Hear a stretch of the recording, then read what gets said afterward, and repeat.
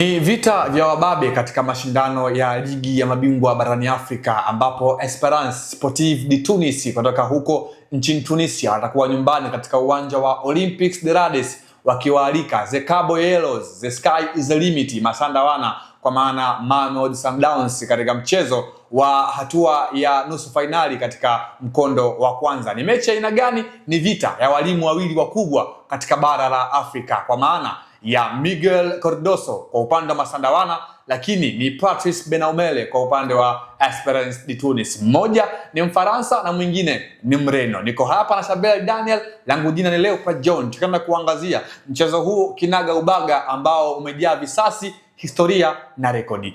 Tuanzie hapo, Shabel Daniel, Esperance na Mamelodi haijawahi kuwa mechi rahisi katika historia ya soka la Afrika. Yes, yeye kwa mechi rahisi kwa sababu wamekuwa wanakutana hapa mara kwa mara, na mara ya mwisho msimu uliopita pia walikutana kwenye hatua ya knockout, hatua ya robo finali, ambapo Mamelodi alishinda kwa aggregate goli 1-0. Mchezo wa kwanza kama hivi pia ulianza Rades huko Tunisia, ambapo uliisha kwa sare bila kufungana, then Mamelodi akaenda kushinda goli 1-0 kwa Pretoria nchini Afrika Kusini, bao ambalo lilifungwa na Peter Shalulile. Kwa hiyo Mamelodi na hawa Esperance wamekuwa na huo uhasama kwa muda mrefu, wanakutana sana mara kwa mara. Esperance inaonekana kidogo yupo superior kwenye kushinda mechi nyingi kuliko Mamelodi Sundowns, lakini ni mechi ambayo kwenye hatua hizi za knockout, basi kwa uzito hivi vilabu vyote viwili huwezi kaacha kutoa nafasi kwa yeyote ambaye anakuwa bora katika siku ambayo mwingine anakuwa anaonyesha udhaifu. Sawa, tuangalie katika historia. Esperance mara ya mwisho kutoa huu bingwa ni mwaka 2019. Wakati huo Masandawana mara ya mwisho ni mwaka 2016, huku wao wakiwa ndio finalist wa michuano iliyomalizika kabla ya kufungwa na Club Pyramids ya huko nchini Misri. Mchezo utakuwa mgumu katika eneo gani moja kwa moja ukiangalia timu zote mbili zikiwa ni majianti wa soka la Afrika? Nafikiri ugumu zaidi upo kwenye midfield battle, kwa sababu hizi ni timu ambazo zina viungo wazuri sana, na ukiwatazama kwa mfano Esperance de Tunis wana viungo wazuri pale katikati ambao wanaongozwa na yule Nigeria Onuche Egbelu, mmoja kati ya viungo holding wazuri ambao tupo nao katika soka la Afrika kwa sasa hivi. Na ukiwatazama Mamelodi Sundowns ndo falsafa yao zaidi ni center around, imekuwa centered around eneo la katikati mwa uwanja, kina Teboho Mokoena, kina Marcelo Allende, Marcelo Allende, lakini pia kuna ule kiungo mshambuliaji kutokea Ureno,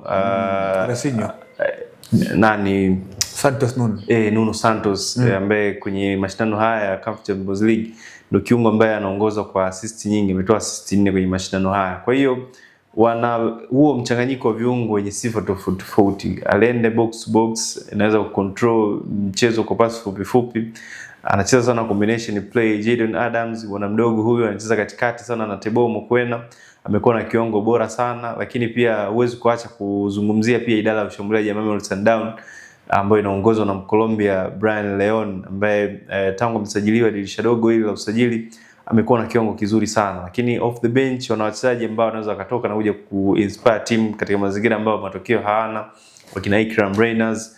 Lakini pia usisahau kiungo mwingine mshambuliaji kutoka Brazil, Arthur Sales, ni mmoja kati ya viungo wazuri sana ambao wamekuwa wana matumizi mazuri ya mguu kushoto na ni mzuri kwenye creativity, lakini pia anaweza akafunga magoli kama alivyofanya katika mchezo uliopita dhidi ya Stade Malien.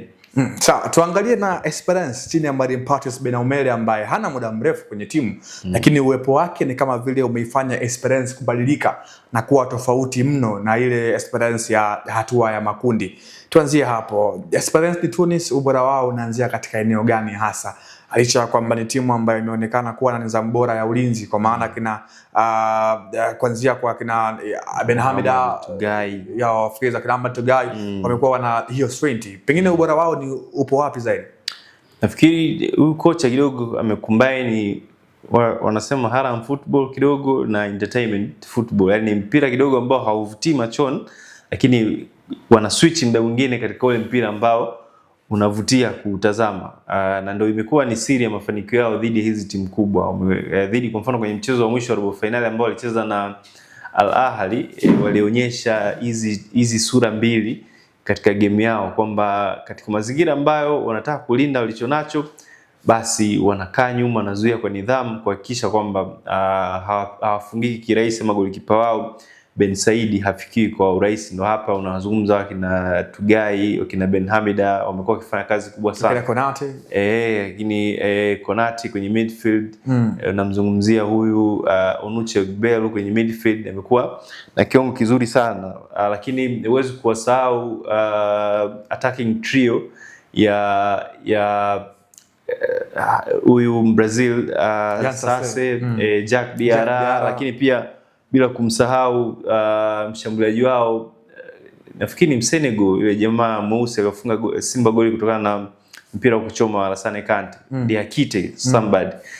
Yes, Diakite. Wamekuwa ni front three ya watu ambao wamecombine pace, watu ambao wamecombine technical ability, lakini wana uwezo individually wa kujitengenezea mazingira ya kupata magoli katika namna ambayo hata timu ikishindwa ku create nafasi za wao kufunga, wanaweza akafunga katika mazingira tofauti tofauti. Jack Diarra ameonyesha hilo katika mashindano ya Champions League. Huyu Sase ameonyesha hilo kwenye mashindano haya na uwezo mkubwa wa technical ability. Lakini huyu Diakite pia naye ni mmoja kati ya washambuliaji. Bila kumsahau bwana mdogo Bwalia. Bwalia. Yes. Kwa hiyo wana wachezaji wanayo blend, wachezaji ambao individually katika mazingira ambayo mifumo ya mwalimu inakataa, mbinu za mwalimu zinakataa, basi wao wanaweza wakashinda, wakaipa timu matokeo kutokana na individual brilliance walionao binafsi. Sawa, utabiri wako kwenye hili, nani ambaye tunamwona akitawala katika first leg? Binafsi nampa nafasi Esperance ya kufanya vizuri. Sawa, naungana mkono. Esperance de Tunis atakuwa na wakati mzuri katika mchezo wa kwanza. Langu jina Leopold John, nilikuwa The Golden Boot, nilikuwa hapa na Sabel Daniel. Hadi wakati mwingine, endelea kufuatilia Anwar TV kwa uchambuzi, lakini pia habari za kimichezo za uhakika na zenye umakini ndani yake. Hadi wakati mwingine, ciao.